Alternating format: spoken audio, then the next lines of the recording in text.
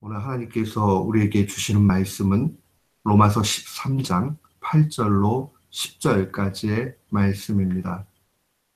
로마서 13장 8절로 10절 말씀, 우리 같은 마음으로 주의 말씀 봉독토록 합니다. 피차 사랑의 빛 외에는 아무에게든지 아무 빛도 지지 말라. 남을 사랑하는 자는 율법을 다 이루었느니라. 간음하지 말라, 살인하지 말라, 도덕질하지 말라, 탐내지 말라 한 것과 그 외에 다른 계명이 있을지라도 네 이웃을 내 자신과 같이 살아가라 하신 그 말씀 가운데 다 들었느니라. 사랑은 이웃에게 악을 행치 아니하나니 그러므로 사랑은 율법의 완성이니라. 아멘. 저는 오늘 본문 말씀을 통해서 사랑은 율법의 완성이다 라는 제목으로 주의 말씀을 선포하도록 하겠습니다. 이 로마서의 구조를 살펴보면 다른 바울의 그 편지글들, 서신서라고 얘기하죠. 이 서신서의 구조와 특별히 다르지가 않습니다. 이 바울은 항상 글을 쓸 때에 앞에 부분은 소위 교리에 관한 부분들을 쓰고 뒷부분은 교리의 실천에 대해서 그렇게 기록을 합니다. 로마서 역시도 1장부터 11장까지는 어떻게 구원이 신자에게 오게 되는가, 그 내용에 대해서 한결같은 그 모습으로 증거하고 있습니다. 결론부터 이야기하면 오직 예수 그리스도를 믿는 믿음에서만 구원이 온다라고 그렇게 증거합니다. 그리고 12장부터 마지막 16장까지는 그렇다면 믿음으로 말미암아 구원받은 그리스도인은 어떻게 사느냐 하는 것을 증거합니다. 참된 신앙이라는 것은 참된 신앙의 고백, 예수님만이 구원자라 하는 그 고백과 더불어서 어떻게 구원받은 사람이 살아가느냐 하는 실천으로 이루어집니다.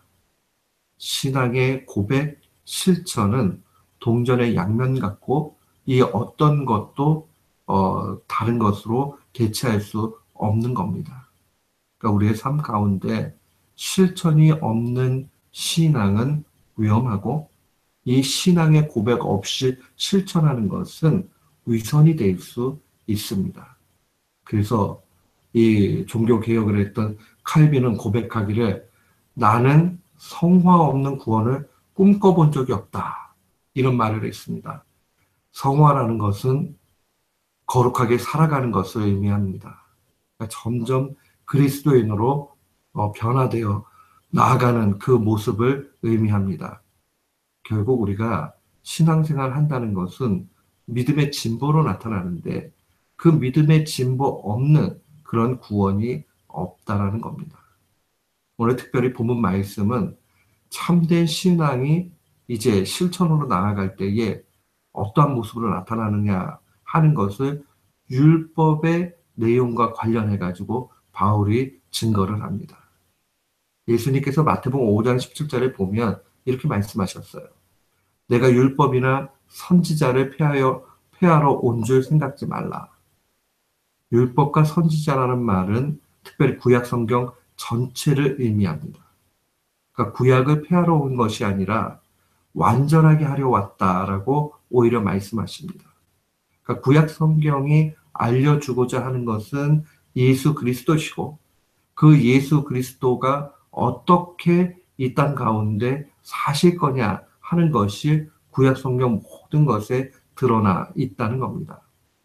이것은 특별히 예수님께서 부활하신 후에 엠마오로 가는 두 제자에게 예수님께서 구약을 친히 설명해 주시잖아요. 거기에 잘 증거가 되어져 있습니다. 누가복음 24장 27절에 보면 이에 모세와 모든 선지자의 글로 시작하여 구약 성경이죠. 모든 성경에 쓴 바 자기에 관한 것을 자세히 설명하셨다. 결국 구약 성경이 알려주고자 하는 것은 예수님 자신에 대한 그러한 내용입니다. 그 내용을 요약한 게 앞선 26절인데 26절에 보니까 그리스도가 이런 고난을 받고 자기 영광에 들어가야 할 것 아니냐? 그 구약 성경이 계속 이야기해 주는 겁니다. 이러한 고난이라는 것은 십자가의 죽으심을 이야기합니다. 근데 그 십자가의 죽으심은 단순히 이렇게 고생하다가 결국 영광으로 갔다 하는 그런 얘기가 아니라, 이러한 고난이라는 것은 십자가의 죽으심이고, 그 십자가의 죽으심은 최고의 사랑의 표현이라는 겁니다. 예수님께서 요한복음 15장 13절에 최고의 사랑에 대해서 증거해 줍니다. 사람이 친구를 위하여 자기 목숨을 버리면 이보다 더 큰 사랑이 없다.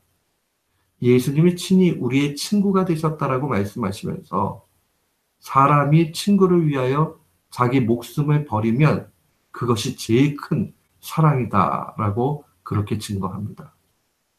사랑하는 성도 여러분, 예수님께서 이 말씀을 하시는 것은 바로 우리가 이 최고의 사랑 가운데 살아갈 것을 명령하시는 겁니다.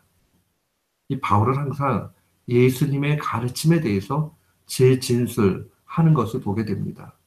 바울은 예수님의 가르침과 한치도 차이 없이 그대로 이야기합니다.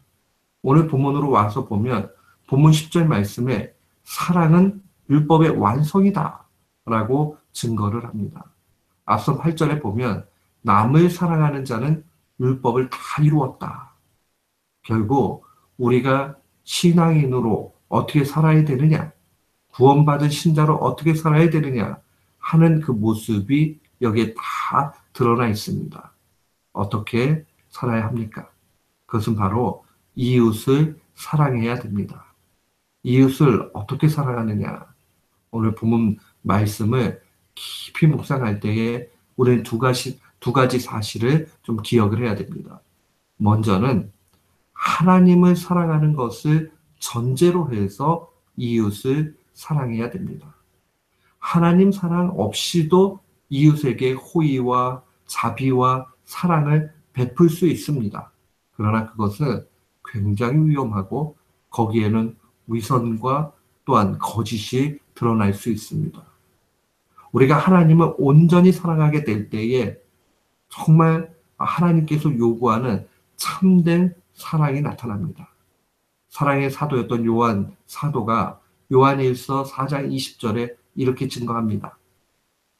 누구든지 하나님을 사랑하노라 하고 그 형제를 미워하면 이는 거짓말하는 자니 보는 바 그 형제를 사랑하지 아니하는 자는 보지 못하는 바 하나님을 사랑할 수 없다. 이 말씀은 우리가 눈에 보이는 형제도 사랑하지 않으면서 어떻게 눈에 보이지 않는 하나님을 사랑하느냐 하는 역설의 말씀이기도 하지만, 우리가 하나님을 온전히 사랑하게 되면 동시에 이 이웃을 사랑하지 않을 수 없다라는 말을 함께 포함을 합니다. 그렇기 때문에 먼저 우리가 하나님을 온전히 사랑하게 되면 그 열매로서 자연스럽게 다른 사람들을 사랑하게 됩니다. 사랑하는 성도 여러분, 우리가 이 사실을 놓치지 말아야 됩니다. 하나님을 온전히 사랑하는 것, 그러한 전제 위에서 그 다음에 이웃 사랑해야 된다.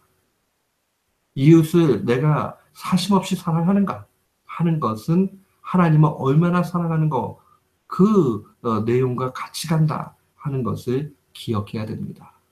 또한 두 번째로 이웃 사랑할 때 기억해야 되는 것은 참된 이웃 사랑의 그러한 기초는 복음을 알려주는 것과 그들의 필요를 공급하는 것이라 하는 것을 봐야 됩니다. 우리가 그리스도인 되었다 하는 것은 예수 닮은 사람들이다 이런 뜻입니다. 예수님이 어떻게 이 땅 가운데 사셨는가 하는 것을 기억해야 됩니다. 예수님의 이 땅 계심에 특별히 공적인 공생애의 모습들을 보면 처음에 복음을 전파하셨습니다. 마가복음 1장 14절에 보면 요한이 잡힌 후, 여기서 요한은 세례 요한을 얘기합니다. 세례 요한이 잡힌 후 예수님께서 갈릴리에 오셔서 하나님의 복음을 전파하셨다. 예수님은 늘 복음을 전파하셨습니다. 사랑하는 성도 여러분, 우리가 기억을 해야 되는 것은 그들의 영혼을 위해서 예수 그리스도의 참된 복음을 전하는 일들이 필요합니다. 이것 없이 다른 일을 하는 것은 위선이 되기 십상입니다. 그리고 100% 완전히 사랑하는 것 아닙니다. 가장 위급한 것, 그들의 영혼을 위해서 복음을 전하는 일들이 우리 가운데 있어야 됩니다. 또한 동시에 예수님은 연약한 사람들을 향해서 그들의 필요를 공급해 주셨습니다. 이웃 사랑의 실천이죠. 우리가 놓치지 말아야 되는 것은 야고보가 이야기했던 것처럼 실천 가운데서 특별히 연약하고 힘들고 어려운 사람들 바라보면서 야, 맛있게 먹어라. 또 뭐 몸을 따뜻하게 하라. 하는 건 의미 없다라는 거죠. 그들에게 필요한 거 음식도 갖다 주고 그다음에 입을 것도 주는 것. 그것이 참다운 모습이라는 겁니다. 사랑하는 성도 여러분, 우리가 이 사실을 기억해야 됩니다. 복음과 더불어서 그들의 필요인 떡도 함께 줄 수 있어야 됩니다. 교회가 이 두 가지 균형을 잘 맞춰가고 또한 개인이 이 두 가지 균형을 맞춰서 온전히 살아가게 될 때에 신앙은 점점 성숙하게 되어져 있습니다. 오늘 주님 우리에게 말씀하십니다. 이웃을 향해서 사랑 실천하는 것이 율법의 완성이라고 말씀하십니다. 이 말씀을 마음에 깊이 간직해야 하겠습니다. 그리고 또 이 말씀대로 살아야 하겠습니다. 이 말씀대로 삶으로 하나님 앞에 칭찬받고 많은 사람들에게 위로와 또한 힘을 공급하며 또 칭송을 받을 수 있는 우리 모두가 되시기를 주님의 이름으로 축원합니다. 아멘.